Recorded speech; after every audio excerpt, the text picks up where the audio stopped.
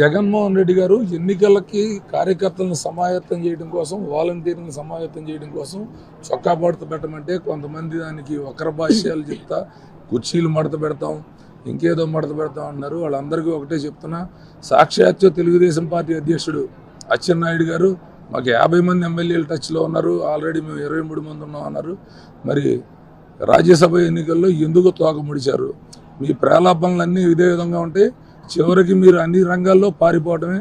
మీరు కుర్చీలు పట్టుకుంటే వైఎస్ఆర్ కాంగ్రెస్ పార్టీ కార్యకర్తలు ఏదైనా చేయగలరు. మాది leader based party. Jaganmohan Reddy గారి కోసం ప్రాణాలు అర్పించే కార్యకర్తలు ఇక్కడ ఉంటారు. అనవసరపు వృధా ప్రసంగాలు చేయొద్దు. ఎందుకంటే మీకు వచ్చే జనం కంటే కూడా మా స్థానిక నాయకులు ఎక్కడన్నా మీటింగ్ పెట్టుకుంటే చంద్రబాబు సభల కంటే భారీగా హాజరవుతూ ఉంటారు. ఇదంతా కూడా ప్రజలు గమనించాలి. వయసు పెరిగితే సరిపోదు, నాలుగును అదుపులో పెట్టుకోవాలి. జగన్మోహన్ రెడ్డి గారు ఏం మాట్లాడాడు, మీరే మాట్లాడుతున్నారు. ఆయన చెప్పింది ఏంటి? ఎన్నికలకు సమాయత్తం చేయడం కోసం సహజంగా ఎవరైనా చెప్తారు.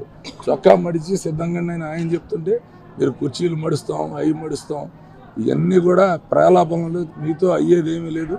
రాజ్యసభ ఎన్నికల్లో మీరు ఎట్లా పలాయనం చిత్తగించారో ఈ రాబోయే ఎన్నికల్లో కూడా మీరు ఇప్పటికే భారతదేశంలో ఎక్కడా లేని విధంగా కాంగ్రెస్, తెలుగుదేశం, బీజేపీ, జనసేన, దురదృష్టవశాత్తు సిపిఐ, సిపిఎం ఇన్ని పార్టీలు కలిసి ఒక వ్యక్తి మీద పోరాడుతున్నాయంటే మీ సత్తా ఏంటో, మీరు ఎంతటి గొప్ప నాయకులు అర్థమవుతుంది.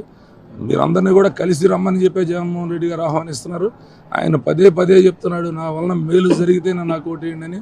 ఖచ్చితంగా మేలు జరిగిన వాళ్ళే ఓటేస్తారు. ఆ మేలు జరిగిన వాళ్ళే ఓటేస్తే 70% ఓట్లు జగన్మోహన్ రెడ్డి గారికి పడతాయి అనేది కూడా మీరు మర్చిపోవద్దు.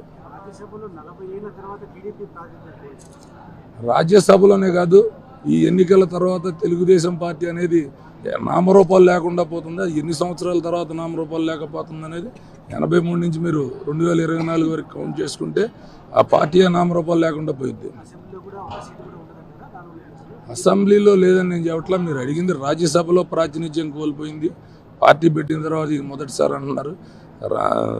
ఈసారి 23 స్థానాలు ఎప్పుడు కూడా రాలేదు. తెలుగుదేశం పార్టీ పెట్టిన తర్వాత మొట్టమొదటిసారి 23 స్థానాలు వచ్చినాయి మొన్న. ఈసారి ఎన్నికలతో ఆ పార్టీ లేకుండా పోతుందని మాత్రం చెప్పగలుగుతాం.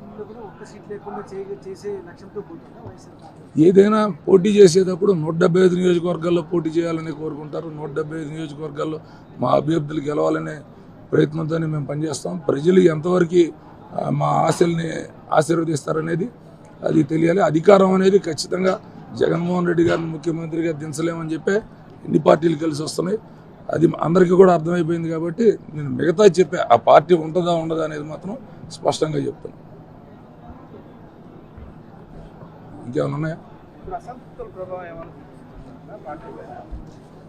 పార్టీలో మీరు ఒకటి గమనించండి, ఈ పార్టీని వదిలిపెట్టి వెళ్ళిన వాళ్ళు ఎవరు కూడా, ఈ పార్టీ టికెట్ ఇస్తానంటే వెళ్ళిపోయిన వాళ్ళు ఎవరు లేరు. పార్టీ టికెట్ లేదనో, వాళ్ళ పనితీరు బాగలేదనో, వాళ్ళు రకరకాలుగా కొన్ని క్యాస్ట్ ఈక్వేషన్ వల్ల ఇవ్వకపోవడం వలన అటువంటి అడ్జస్ట్మెంట్స్లో జరిగిన ఫిరాయింపులు తప్ప వాళ్ళకి ఏదో సొంతగా ఇక్కడి నుంచి వెళ్ళిపోయిన వాళ్ళు ఇప్పటివరకు ఎవరు లేరు. భవిష్యత్తులో కూడా ఉండరు. మాకు కూడా చేరికలు చాలా ఉంటాయి. అవన్నీ కూడా భవిష్యత్తులో మీరు చూస్తారు ఏ రకమైన చేరికలు ఉంటాయి అనేది కూడా.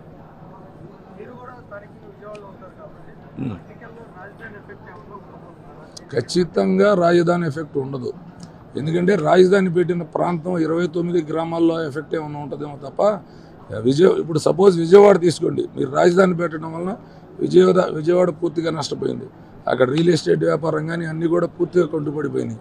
కారణం అక్కడ తుళ్ళూరు, ఎలగలేరులో రాజధాని అంతా అక్కడ అభివృద్ధి చెందిన ఉద్దేశంతో అందరూ అక్కడ ప్లాట్లు కొనుక్కోవడం, గుంటూరు, విజయవాడ లాంటి అభివృద్ధి చెందిన ప్రాంతాలన్నీ కూడా నిర్లక్ష్యానికి గురైనవి, అభివృద్ధికి దూరమైనవి. మళ్ళీ జగన్మోహన్ రెడ్డి గారు వచ్చిన తర్వాత విజయవాడలో అసంపూర్తిగా మిగిల్చిన ఫ్లైఓవర్ని పూర్తి చేశారు. మరో 2 ఫ్లైఓవర్లు ఏర్పాటు చేశారు.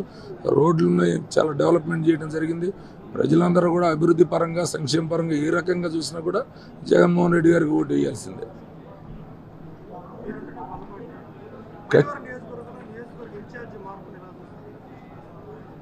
కృష్ణప్రసాద్ మార్పుని ఎలా చూస్తుంటే, కృష్ణప్రసాద్ తనంతట తానుగా నేను పోటీ చేయనని చెప్పిన తర్వాత పార్టీ ఒక నిర్ణయం తీసుకుని ఇన్ఛార్జిని కోఆర్డినేటర్గా పెట్టారు. క్యాస్ట్ ఈక్వేషన్స్ కావచ్చు, ఏదైనా కావచ్చు, రాబోయే రోజుల్లో తెలుస్తుంది ఆ ఇన్ఛార్జ్ మార్పు ప్రభావం ఎంత గొప్పగా ఉంది, జగన్మోహన్ రెడ్డి గారు సరైన నిర్ణయం తీసుకుంటాడని ప్రజలందరూ కూడా చెప్తారు. ఇది ఇది కృష్ణా జిల్లాకు సంబంధించిన ప్రెస్ మీట్ కాదు. దయచేసి మీరు సంబంధించి సిద్ధం సభ గురించి ఏదన్నా అడగండి, చెప్తా. కృష్ణా జిల్లా గురించి సపరేట్గా మీరు కృష్ణా జిల్లా రండి, అక్కడ మాట్లాడుకుందాం.